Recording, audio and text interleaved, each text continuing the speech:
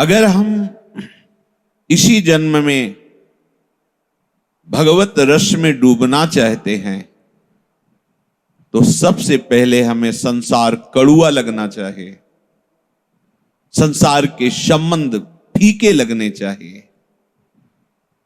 कोई भी सुख सामग्री हमारे हृदय को शीतलता ना प्रदान करे, यह स्थिति होनी चाहिए।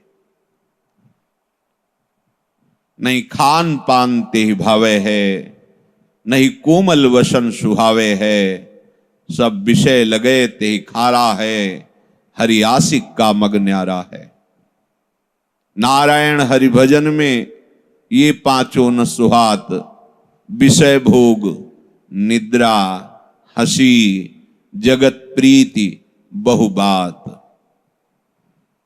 जब तक हमें ये व्यवहार प्रपंच सुखद भासता है तब तक परमार्थ की जो सूक्ष्म वृत्ति है वो उदय ही नहीं होती है। वो जान ही नहीं पाता परमार्थ किसे कहते हैं। थोड़ा दान पुण्य, ये इधर उधर तीर्थयाटन, थोड़ा स्वाध्याय, यही परमार्थ समझता है। बाहरी क्रियाओं को, शुभ क्रियाओं को परमार्थ समझता है, जबकि ठीक जैसे अशुभ क्रियाएं बंधनकारक हैं वैसी शुभ क्रियाएं भी बंधनकारक हैं। ये जो जीवन मुक्त पुरुष होता है ये शुभ अशुभ दोनों से परे होता है। अच्छा बुरा, अनुकूल प्रतिकूल, लाभ हानि, सुख दुख, ये द्वंद्व उसे स्पर्श भी नहीं कर सकते। अभी अगर आकर्षण है और हम प्रभु के मार्ग में चल रहे हैं तो साधक हैं। कोई आकर्षण, जित संग दोषा, किसी भी विषय का सानिध्य, वस्तु का सानिध्य, व्यक्ति का सानिध्य, स्थान का सानिध्य, उसके भजन में विक्षेप नहीं डाल सकता। कहीं भी कैसी भी परिस्थिति, स्थान, व्यक्ति, वस्तु का संयोग है पर वो अंतर से अपने प्रभु में डूबा हुआ है, इसलिए बाहरी इनका कोई भी प्रभाव उसके हृदय में नहीं पड़ता। जब किसी भी प्रपंच वृत्ति का प्रभाव हृदय में ना पड़े तो वो अध्यात्म नित्या होता है, वो अपने स्वरूप में स्थित होता है, उसकी बुद्धि निश्चल मानी जाती है। साधक ऐसा करे पर वो पूर्णता नहीं है। क्या? जितने भी विषय निषेध किए गए हैं उनको रूप से त्याग दे, उनका सानिध्य स्वीकार न करे, पर अपने को इतने से त्यागी न मान ले, क्योंकि ये त्याग अभी किसी काम का नहीं है। हमारा मार्ग पुष्ट हो इसलिए हमने बाहरी विषयों का त्याग किया, पर उन विषयों में सुख बुद्धि है। जब तक सुख बुद्धि है तो समय भले व्यतीत कर लीजिए, यदि सुख बुद्धि नष्ट नहीं हुई तो भ्रष्ट होना पड़ेगा। बहुत ये सूक्ष्म बात है। हम भोग नहीं भोग रहे, हम दूरी बना के रख रहे हैं हर विषय से जो भगवत विरोधी है, पर उसमें हमें सुख बुद्धि है कि है तो इसमें सुख। जब तक ये नष्ट नहीं होगी तब तक हम त्याग वैराग्य के मार्ग में चल रहे हैं, पर हम वैरागी हैं नहीं। भोगों में सुख बुद्धि, और भले हम भोग नहीं रहे तो वो अभी त्याग नहीं हुआ है। जो सुख बुद्धि है उसका त्याग हो जाए तो साधक सिद्धावस्था में बदल जाता है। प्रभु कह रहे हैं विषया विनिवर्तन्ते निराहारस्य देहिनः रसवर्जम रसोप्यस्य परम दृष्ट्वा निवर्तते। कोई निराहार रहकर इंद्रियों को विषयों से हटा करके बाहर से तो निवृत्त हो गया, पर उसमें जो सुख बुद्धि है, रस वृत्ति है, वो निवृत्त नहीं हुई। ये साधक में होती है। पर जो स्थित प्रज्ञ पुरुष होता है, जिसकी बुद्धि प्रभु में लग गई है, बोले उसका जो रस भाव संसार के प्रति था, सुख बुद्धि थी, वो ही खत्म हो गई।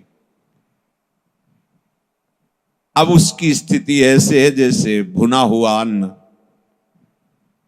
गेहूं चना भुना हुआ, कितने भी सुंदर खेती उपजाऊ हो, वहां उसे डाल दो, खूब खाद पानी दो, पर उसमें अंकुरण नहीं होगा।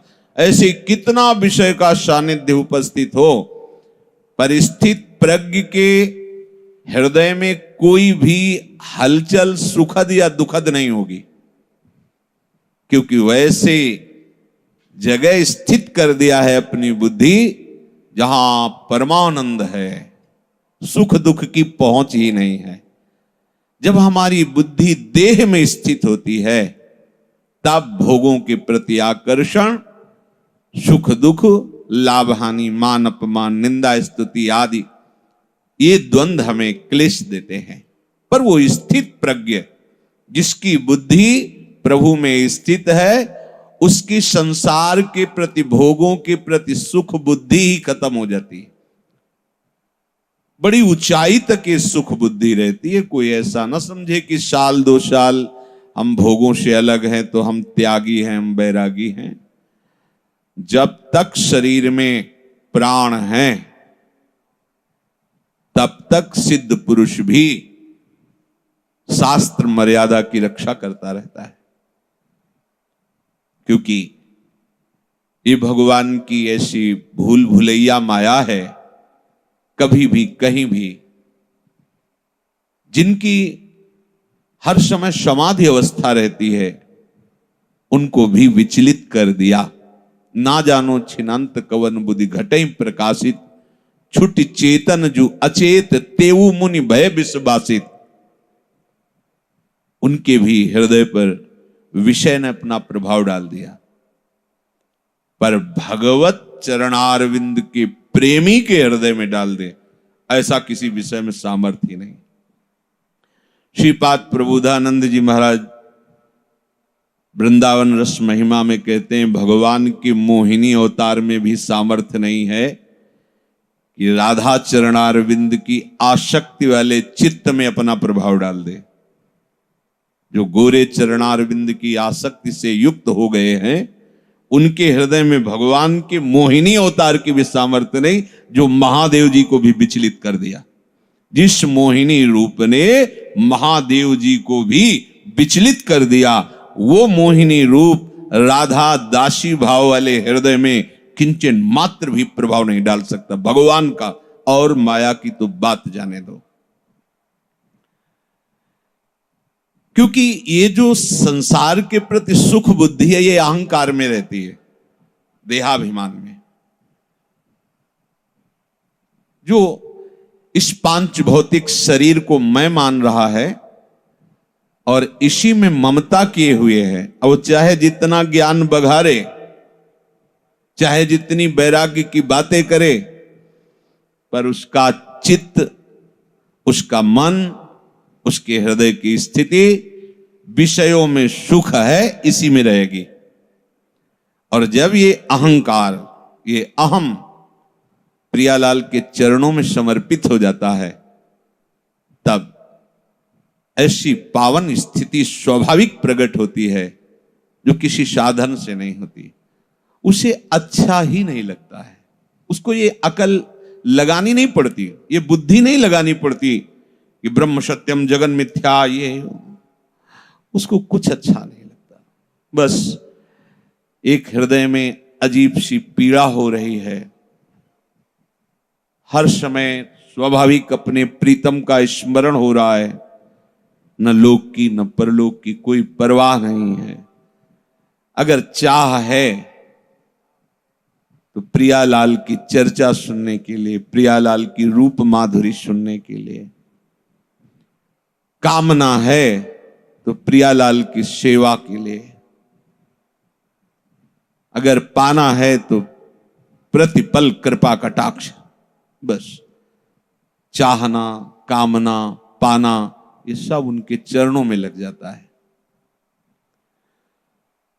जब तक हमारी बुद्धि विषयों में सुखमयी है, तब तक हमें भगवान नाम का भी सुख नहीं मिलेगा।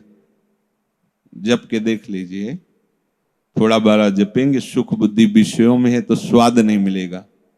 नहीं, इतना स्वादिष्ट नाम है कि आप छोड़ना चाहें तो नहीं छोड़ पाएंगे। छोटे छोटे विषयों का स्वाद रसेंद्री लेती है तो उसकी याद आती रहती है और लगता है वो विषय सदैव हम समीप रखें, जबकि उसमें सुखाभास है। और नाम राधा नाम सुधा रसम, जब ये रस आएगा तो संसार की सुख में जो पगी हुई बुद्धि है कि संसार में रस है, ये नष्ट हो जाए।